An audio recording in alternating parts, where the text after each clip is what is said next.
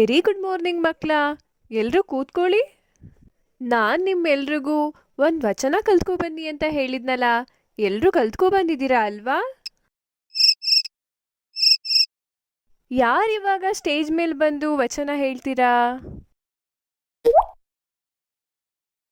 Ma'am ನಾನು ಹೇಳ್ತೀನಿ. ನಾವೆರಡು line ಕಣ ಓದಿರೋದು, ಬಾರ ಓದೋಣ.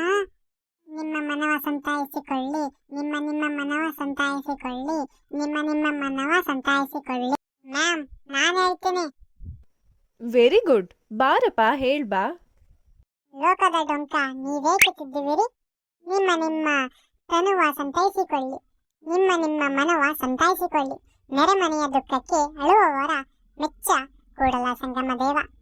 ಅಯ್ಯೋ, ಇದನ್ನೆಲ್ಲ ಯಾರು ಬರೆದ್ರು ಮ್ಯಾಮ್? ಇದನ್ನ ಬರ್ದೋರು ಬಸವಣ್ಣ ಅಂತ. ಏನು, ಬಸವಣ್ಣನಾ? ಹಂಗಂದ್ರೆ ಯಾರು? ಬಸವಣ್ಣನವರು 12ನೇ ಶತಮಾನದಲ್ಲಿ ಕಂಡುಬರುವಂತಹ ಶ್ರೇಷ್ಠ ವಚನಕಾರರಲ್ಲಿ ಒಬ್ಬರು. ಇವರನ್ನ ಭಕ್ತಿ ಭಂಡಾರಿ ಬಸವಣ್ಣ ಎಂದು ಸಹ ಕರೆಯಲಾಗುತ್ತದೆ. ಇವರನ್ನ ಕರ್ನಾಟಕದ ಸಾಂಸ್ಕೃತಿಕ ನಾಯಕ ಎಂದು ಕೂಡ ಕರೆಯುತ್ತಾರೆ. ಇವರ ಕಾಲ 1132 ಎಂದರೆ 12ನೇ ಶತಮಾನ. ಇವರು ವಿಜಯಪುರ ಜಿಲ್ಲೆಯ ಬಾಗೇವಾಡಿಯಲ್ಲಿ ಜನಿಸುತ್ತಾರೆ. ಹಾಗಾಗಿ ಬಾಗೇವಾಡಿಗೆ ಬಸವನ ಬಾಗೇವಾಡಿ ಎಂದು ಸಹ ಕರೆಯುತ್ತಾರೆ. ಇವರು ಮಾದರಸ ಹಾಗೂ ಮಾದಲಾಂಬಿಕೆ ಎಂಬ ದಂಪತಿಗಳ ಪುತ್ರನಾಗಿ ಜನಿಸುತ್ತಾರೆ. ಮಾದರಸ ಹಾಗೂ ಮಾದಲಾಂಬಿಕೆಯವರಿಗೆ ಮೊದಲೇ ಒಬ್ಬಳು ಹೆಣ್ಣು ಮಗಳಿರುತ್ತಾಳೆ. ಆಕೆಯ ಹೆಸರು ನಾಗಲಾಂಬಿಕೆ.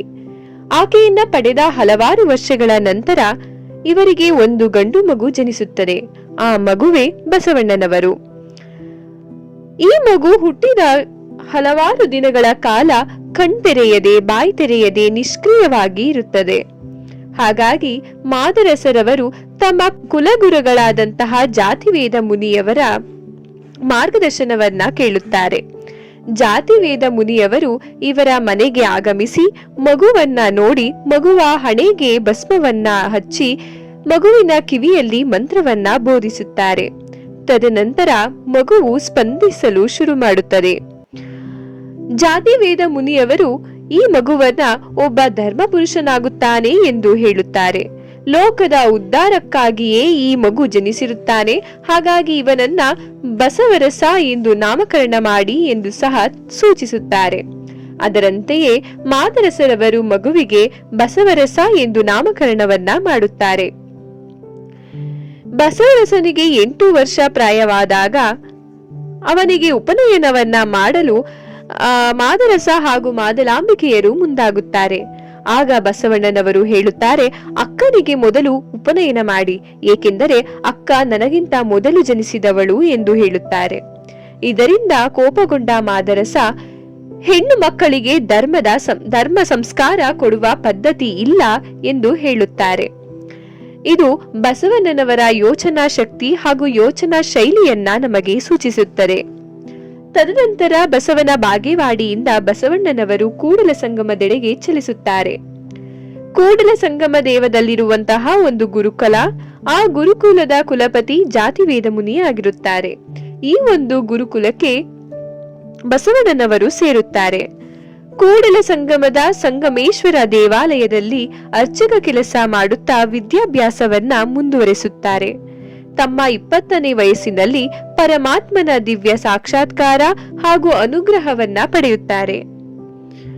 ಇದರಿಂದ ಬಸವಣ್ಣನವರಿಗೆ ಜ್ಞಾನೋದಯವಾಗುತ್ತದೆ. ದೇವರು ನಿರಾಕಾರಿಯಾಗಿರುತ್ತಾನೆ.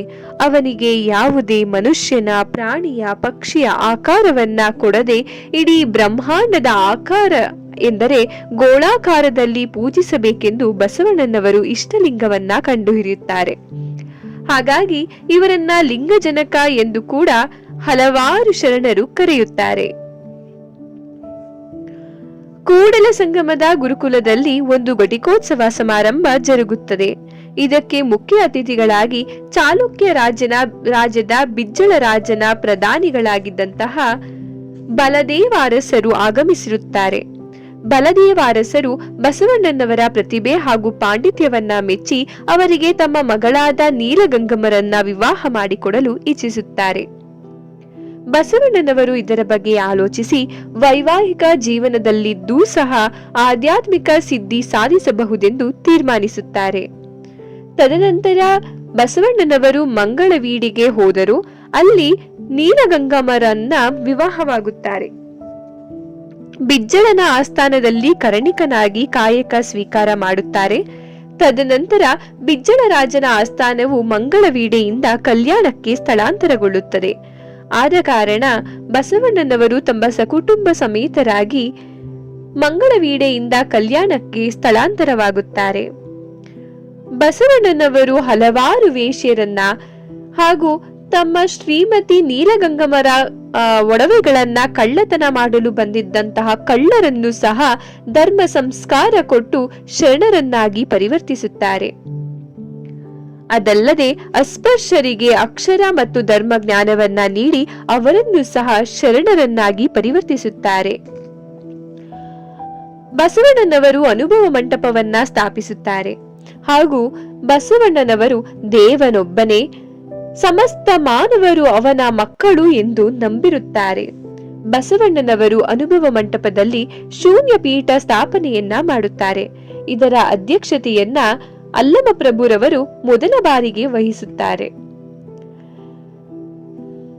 ಈ ಒಂದು ಅನುಭವ ಮಂಟಪದಲ್ಲಿ ಅಕ್ಕ ಮಹಾದೇವಿ, ಚನ್ನಬಸವಣ್ಣ, ಅಕ್ಕ ನಾಗಮ್ಮ, ಮಡಿವಾಳ ಮಾಚಯ್ಯ, ಸಿದ್ದರಾಮೇಶ್ವರ ಹೀಗೆ ಹಲವಾರು ಶರಣರು ಇರುತ್ತಾರೆ. ವಚನ ಸಾಹಿತ್ಯದ ಸೃಷ್ಟಿಯಾಗುತ್ತದೆ. ಇದು ಜಗತ್ತಿನ ಮೊದಲ ಲೋಕಸಭೆಯಾಗಿ ರೂಪುಗೊಳ್ಳುತ್ತದೆ. ಬಸವಣ್ಣನವರು ಕರಣಿಕ ಹುದ್ದೆಯಿಂದ ಅರ್ಥಮಂತ್ರಿ ಹುದ್ದೆಗೆ ಏರುತ್ತಾರೆ. ತದನಂತರ ಅರ್ಥಮಂತ್ರಿ ಹುದ್ದೆಯಿಂದ ಪ್ರಧಾನಮಂತ್ರಿ ಹುದ್ದೆಗೆ ಏರುತ್ತಾರೆ. ಹುಟ್ಟಿನಿಂದಲೂ ಸಹ ಸಮಗಾರರಾಗಿರುವಂತಹ ಹರಳಯ್ಯ ಹಾಗೂ ಕಲ್ಯಾಣಮ್ಮರವರಿಗೆ ಇಷ್ಟಲಿಂಗ ದೀಕ್ಷೆಯನ್ನ ಕೊಟ್ಟು ಅವರನ್ನು ಶರಣರನ್ನಾಗಿಸುತ್ತಾರೆ. ತದನಂತರ ಬ್ರಾಹ್ಮಣರಾಗಿರುವಂತಹ ಮಧುವರಸ ಎಂಬುವರನ್ನ ಇಷ್ಟಲಿಂಗ ದೀಕ್ಷೆಯನ್ನ ಕೊಟ್ಟು ಅವರನ್ನು ಸಹ ಶರಣರನ್ನಾಗಿ ಪರಿವರ್ತಿಸುತ್ತಾರೆ. ತದನಂತರ ಹರಳಯ್ಯ ಹಾಗೂ ಕಲ್ಯಾಣಮ್ಮನವರ ಮಗನಾದಂತಹ ಶೀಲವಂತನಿಗೂ ಹಾಗೂ ಮಧುವರಸರವರ ಮಗಳಾಗಿರುವಂತಹ ಲಾವಣ್ಯವತಿಯವರಿಗೂ ಸಹ ವಿವಾಹವನ್ನ ಮಾಡಿಸುತ್ತಾರೆ. ಇದನ್ನ ಅಂತರ್ವರ್ಣೀಯ ವಿವಾಹ ಎಂದು ಸಂಪ್ರದಾಯವಾದಿಗಳು ಭಾವಿಸಿ ಇವರ ವಿರುದ್ಧ ಸಿಡಿದೇಳುತ್ತಾರೆ ಹಾಗೂ ಈ ದೂರನ್ನ ಬಿಜ್ಜಳನ ರಾಜನ ಮುಂದೆ ಇಡುತ್ತಾರೆ. ಬಿಜ್ಜಳ ರಾಜನು ಇದರಿಂದ ಕೋಪಗೊಂಡು ಬಸವಣ್ಣನವರನ್ನ ಗಡಿಪಾರು ಮಾಡಲು ಇಚ್ಛಿಸುತ್ತಾರೆ. ಇದರಂತೆಯೇ ಬಸವಣ್ಣನವರು ಕಲ್ಯಾಣವನ್ನ ದಾಟಿ ಕೂಡಲ ಸಂಗಮದೆಡೆಗೆ ಧಾವಿಸುತ್ತಾರೆ. ಇತ್ತ ಕಲ್ಯಾಣದಲ್ಲಿ ಶೀಲವಂತ, ಹರಳಯ್ಯ ಹಾಗೂ ಮಧುವರಸರನ್ನ ಬಂಧಿಸಿ ಎಳಹೂಟಿ ಶಿಕ್ಷೆ ಎಂಬ ಮರಣ ದಂಡನೆಯನ್ನ ವಿಧಿಸುತ್ತಾರೆ.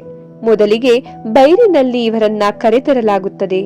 ಕಾಯಿಸದ ಕಬ್ಬಿಣದ ಸಲಾಕೆಯಿಂದ ಅವರ ಕಣ್ಣು ಕೀಳಿಸಲಾಗುತ್ತದೆ. ಮತ್ತೆ 3 ಶರಣರನ್ನು ಮದವೇರಿದ ಆನೆಯ ಕಾಲಿಗೆ ಕಟ್ಟಿ ಎಳೆಸಲಾಗುತ್ತದೆ. 3 ಶರಣರು ಅಳಲಿಲ್ಲ, ಚೀರಾಡಲಿಲ್ಲ. ಜೈ ಗುರು ಬಸವೇಶ ಹರ ಹರ ಮಹಾದೇವ ಎಂಬ ಮಂತ್ರವನ್ನಷ್ಟೇ ಹಾಡುತ್ತಿದ್ದರು. ಸಂಪ್ರದಾಯವಾದಿಗಳು ಬಿಜ್ಜಳನ ಸೈನಿಕರು ವಚನ ಸಾಹಿತ್ಯವನ್ನ ಸುಟ್ಟು ಹಾಕಲು ಹಲವಾರು ಪ್ರಯತ್ನಗಳನ್ನ ನಡೆಸುತ್ತಾರೆ. ಆದರೆ ಹಲವಾರು ಶರಣರು ತಮ್ಮ ಪ್ರಾಣವನ್ನ ಲೆಕ್ಕಿಸದೆ ಈ ವಚನ ಸಾಹಿತ್ಯವನ್ನ ಕಾಪಾಡಬೇಕೆಂಬ ಇಚ್ಛೆಯಿಂದ ತಮ್ಮ ಪ್ರಾಣವನ್ನೇ ತ್ಯಾಗ ಮಾಡುತ್ತಾರೆ. ಹಾಗಾಗಿ ಈ ಒಂದು ಕಾಲಘಟ್ಟವನ್ನ ಕಲ್ಯಾಣ ಕ್ರಾಂತಿ ಎಂದು ಸಹ ಕರೆಯಲಾಗುತ್ತದೆ.